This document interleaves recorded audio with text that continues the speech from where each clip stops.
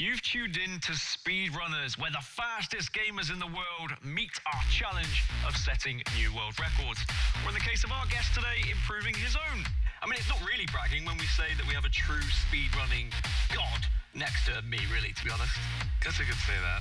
Yeah. My proudest moment in Mario 64 is probably when I first beat the world record. Oh my god, dude! I'm a legend! And it felt marvelous. It felt amazing for like a month. I want to keep getting in and see what the limits are for Mario 64.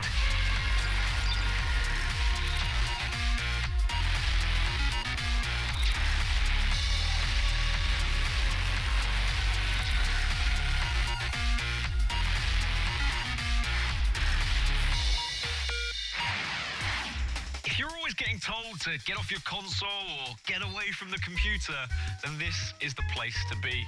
This is Speedrunners, and here you will see how fast you can actually race through some of the most classic games of all time. You'll learn tips and tricks from the best in the world, and you'll see ways to beat a game that you probably didn't even think were possible. We set up base here in the heart of Scandinavia and booked tickets to Copenhagen, Denmark for the elite in the speedrunning community. So on each show, we will get a visit from the best of the best, and we'll challenge them to set a new world record in their own category. It's a thrilling and really fast experience, so strap in your seatbelt and let's go. Today, we're joined by Alan, who owns several records in Super Mario 64, so who better to finally set a new record in our studios here. As always, we will go through the best highlights from your own gaming run. And to be honest, I can't really wait any longer. So how about we dive on in to your first highlight of the day? Okay, so what I'm doing here right now is I'm going to clip through the pillar by the staircase and do a normal long jump. And then I'll hold back and mash the A button really fast and get a lot of speed like that, and then clip through the doors and the walls and then get right into the stage. And with that, you've saved time and skipped right to the level where you face your first boss of the game. So you say that one was essential to a speed run, and why is that then? Okay, so that trick is called a lobby backwards long jump, or backwards long jump in general, right? A BLJ. And it's one of the essential tricks in Mario 64 because basically makes you skip really big parts of the game and makes you be able to beat the game much faster. Yeah, which is always good, being able to beat a game faster. Does the game not go any faster if you miss a trick like that? I mean, is that just one of the crucial moments of your speedrun? Well, you always got to try again, but I mean, because, you know, the categories are so optimized now, usually if you miss a trick like that, hit the reset button and go again. And that happens a lot in speedrunning, actually. Just reset. Gets a little bit repetitive. At 2 minutes and 12 seconds into the game, Alan has received his first star and is headed into his first boss battle. I mean, what is the best way then to kind of practice a trick like this? Well, a trick like this basically is just, it's all about mashing the A button over and over again. And once you get that feel for it, then it becomes easier and easier. It's like muscle memory. Muscle memory is just shown to be a massive thing, actually, in speedrunners. Now, you are off to a pretty fast start, and to be honest, fast should probably be your middle name by this point with all the records that you have. But even though you are a speed demon in the game, you still actually have the time to sit down and introduce yourself to our viewers. I've been speedrunning for almost 3 years now. In 2014, I was watching Puncation, and he was trying to beat the world record. And after watching him, I thought, you know what, let me just try it. It looks like fun. And I did, and once I did, it was just, you know, I just got hooked. Ever since I was a child, I love playing video games. I've probably put in more than 5,000 hours into Super Mario 64, for sure. My proudest moment in Mario 64 is probably when I first beat the world record. It was like the first time I really felt that, oh my gosh, I have a world record. How do I react? What do I do? I realized, okay, this is big, and I started making money, and then it just became my job, really. Everyone knows my name in the speedrunning community. I love competition. It makes it more exciting. It makes the motivation stronger. I probably put in about an average of 5 hours every day. played. It's like a sport. You need experience. You need to put in the years of training, practice, or else you can't be good at it. Now, we have seen the worlds, we've learned the expressions, and we've gotten to know our Spanish superstar, so there's nothing else to do really but get into the gameplay. And we'll do exactly that after this break.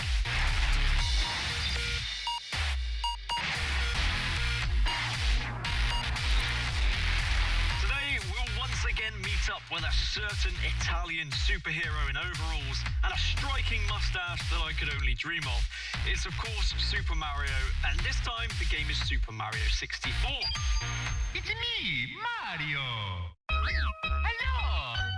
Super Mario 64 was one of only 2 games available when the Nintendo 64 launched in 1996. For the first time, players were able to control their beloved Italian plumber in 3 dimensions, as he once again had to rescue Princess Toadstool from the evil Bowser who had invaded her castle. Dear Mario, please come to the castle. I have baked a cake for you. Mario soon discovers that Bowser has imprisoned the princess using the power of the castle's 120 power stars, and he must now explore the castle for portals to enter other worlds and recover the stars, some of which only appear after completing certain challenges, such as defeating a boss, racing an opponent, or gathering coins. As Mario recovers more power stars, he gains access to more rooms and eventually goes through 3 different obstacle courses, each leading to its own battle with Bowser. For a game this deep and complex, it's amazing that speedrunners can take something that normally took 14 hours and finish it in an hour and a half. So, Alan, the record we're focusing on today is in the category called 120 stars. Stars, pretty simple, I think I get it, but talk me through it regardless. Well, yeah, it's pretty simple. Basically, you have to collect all the stars in the game, which are 120. And you can do it any way, shape, or form, using glitches, tricks, exploits, however you need to. Once you just collect 120 stars, you're good to go.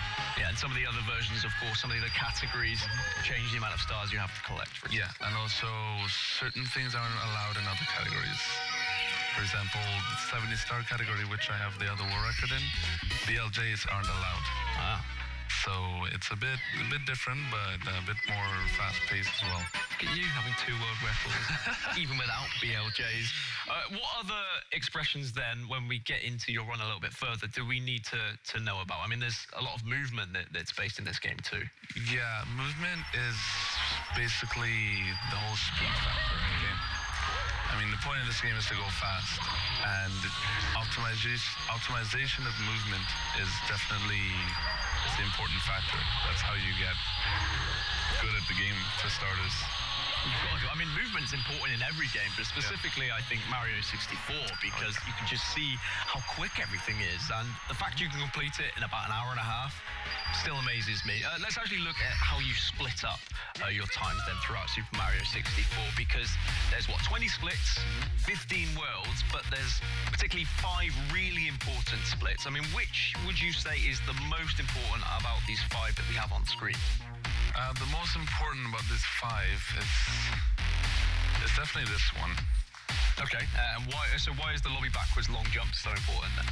Well, it's not only the lobby backwards long jump, it's the whole idea of backwards long jump.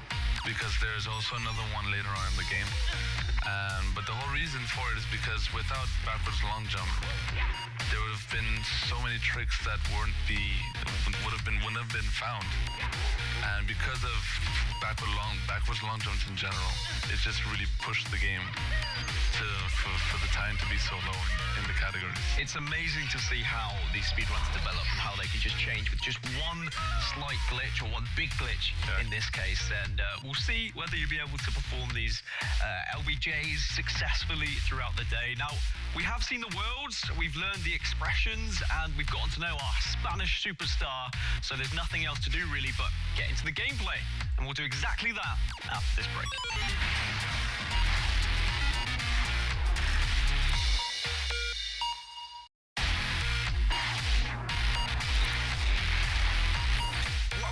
To ESL Speedrunners, classic games, crazy fast.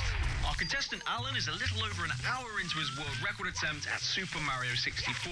He's already collected 77 of the 120 stars needed to complete this world record attempt. Alright. Pretty much from here on out, all the way to the end of the game, starts getting really hard. You've tuned into Speedrunners, where the fastest gamers in the world meet our challenges of setting new world records. Or in the case of our guest today, improving his own world record. Alan will actually do everything he can to improve on his 1 hour, 36 minutes and 28 seconds time in Super Mario 64, the 120 stars category. And he'll also teach us a trick or two along the way. So let's watch the next highlight. Okay, this next trick is really famous. It's called cannonless. Basically what happens here is that you have to use a cannon to blast away the wall to grab the star through the wall. But if you do this really cool setup right here on the plank, with a few movements, you can fall right on the perfect spot and grab the star through the wall like that. The trick we just watched is a very well-known one throughout Super Mario 64, but is it one of the easier tricks to do? It used to be really difficult because it basically used to be like you go on the plank and you fall off and you hope that you fall on the right spot. But in October 2014, a guy by the name of Sockfolder found a setup basically where you do a certain amount of inputs and you do a backflip and whatever, and you could fall on the right spot every time. Next clip then that we've got is actually bomb clipping, so let's dive into that one and see how you got on. Let's go. Okay, this is another really famous trick called bomb clipping. Basically, when you grab a bomb, throw it, and then re-grab it just in time, you get this speed going backwards and you're able to clip through walls and gates. And this is another example here when you do the same thing, and it's a lot more complicated, where you jump over the hill, you grab the bomb, you do jumps, and you get up to the pyramid, and you're able to clip through the pyramid and get right to the star. It's a really, really, really, really handy trick. How much do you need to practice then to nail a glitch like that one? I mean, it depends on the glitch, of course. But the second one that you just saw in Shifting Sandland, that's arguably one of the hardest tricks in the game. Oh, wow. It takes, well, first you need to have about months of experience of the game itself to know how it works, to how to move Mario, and then you have to start understanding the trick and how to do it, and then you have to put in the hours. So you have to practice hours and hours over and over. So I couldn't just pick it up today and you could be like, hey, this is what you do, these are the buttons you press. Impossible. At least I tried. What do your friends think then when you are kind of stuck at home and practicing these glitches over and over again? Because I know I get a bad press from my parents for playing video games, and you're like one of the best speedrunners in the world, so you must have a lot of comments about that. I guess it's the same way where a swimmer swims laps up and down over and over again to get more endurance, to get more fitness. Same exact thing applies for video gaming, I think. When you practice one trick over and over again to get that endurance, to get that muscle memory. I mean, people are not used to it because it's kind of a new community, but I think in a few years' time it won't be a nerd anymore, it'll be cool. You know? We're starting to get there. We're starting to be cool people nowadays, Alan. I think we'll get there one day. And Super Mario 64 is actually evolving just like us. We're going from nerds to actually cool people. And right now, the battle is really intense for first place. And the time gets lower and lower almost every month. Let's actually take a look at the history of the world record. The history of speedrunning Super Mario 64 goes all the way back to 2004, with these early runs by Spider-Man 88mil and Dragon. Even though they were over 2 hours and were filled with mistakes, it's funny to see how these runs were recorded on VCR back then. Dragon's record stood for some time until 2010, when a few Japanese runners would dominate the Super Mario 64 speedrunning stage: Bitora, Irumo, and Honey.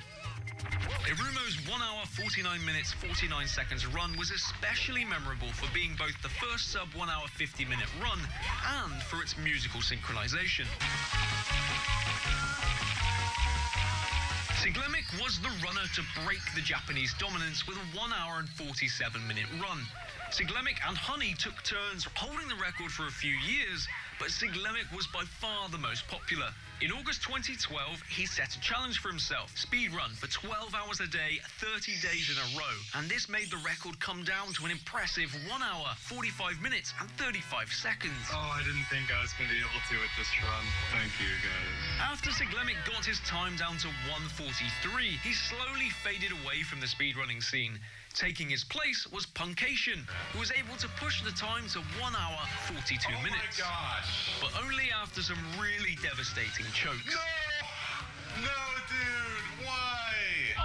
A new glitch was found in 2015 by speedrunner Sockfolder, and that brought the time down even more. Known as cannonless, you could get this star without shooting the wall off with the cannon. Instead, you had to make a very precise combination of jumps. Here we go!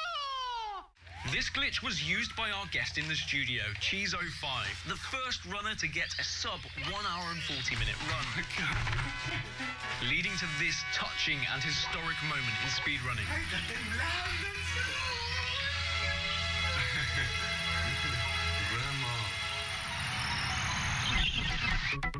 So two former world record holders then. I say former because you are now the world record holder. Obviously a good feeling. The first guy I want to talk about, I mean, everyone has the kind of Lex Luthor to the Superman, and you have the Bowser to your Mario in your situation. Punkation, is this man like such a big rival to you? Like, do you guys get along? We're really close friends. And does that help then, like where you both trying to pip each other at the top and you can keep improving times? It used to be better before. We used to be like this all the time. He's taken a lot of breaks. I've taken a lot of breaks. We've come back. But he actually recently beat my world record on June 6th, I believe, of this month. Yeah. And then less than 24 hours later, I beat it again. Do you have a lot of fans yourself? Have you ever like signed autographs, for example? Yeah, I've signed a few controllers when people come up to me in conventions and ask for to sign a controller or something like that.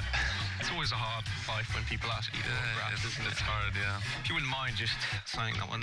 Yeah, sure. Great. And whilst he's doing that, we're actually chasing a time of under 1 hour and 39 minutes and 28 seconds in Super Mario 64, and we'll continue right after this. All right, so the last stage now, before the big Bowser. This is also one of the hardest stages. It's very, very easy to die and lose a lot of time. Hopefully that won't happen.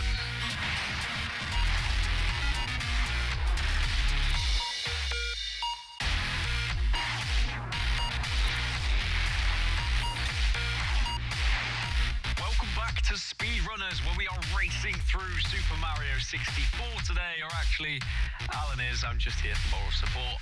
Last 2 minutes of the game. This is also really tough because you have to throw Bowser onto the bombs, and if you miss one, you can lose a lot of time, and it's quite tough.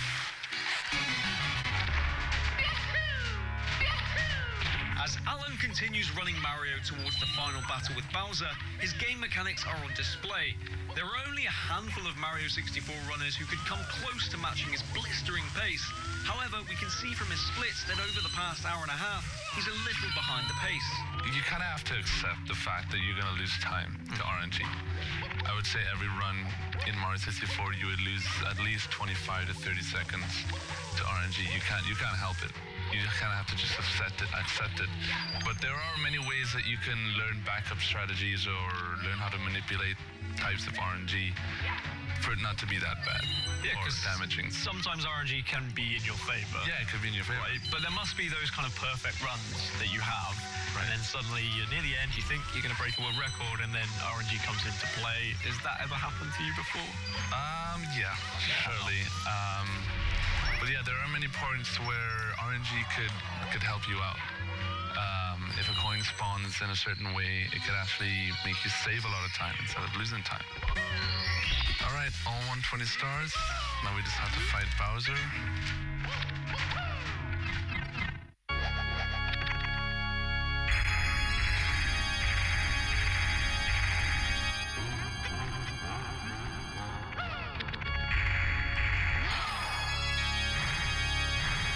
That's one.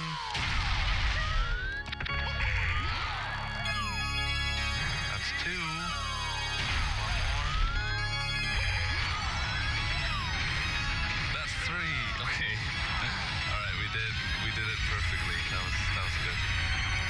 have your final time here. It was 1 hour, 42 minutes, and 3 seconds. Now, that's still the 6th best time ever set. Right. How satisfied are you with that run? It's my best marathon run I've ever done, actually. I died at the end of a star in Shifting Sandland, which lost a minute. Okay, that's a bad mistake. Well, that definitely blew chances to get a world record. So we sort of set a record then, because it's your best marathon record. Yeah, I think it's arguably the best marathon run. There we go. Maybe, for 120 stars, of course. I think so. Please don't hate me if I'm wrong. Well, at least it is a record. At least I'm happy. We've had guests from Tennessee, Canada, Denmark, from all over the world, and we're still chasing that elusive world record to be set in our studios. We're not actually going to give up until we get one, so make sure you're with us next time here on Speedrunners.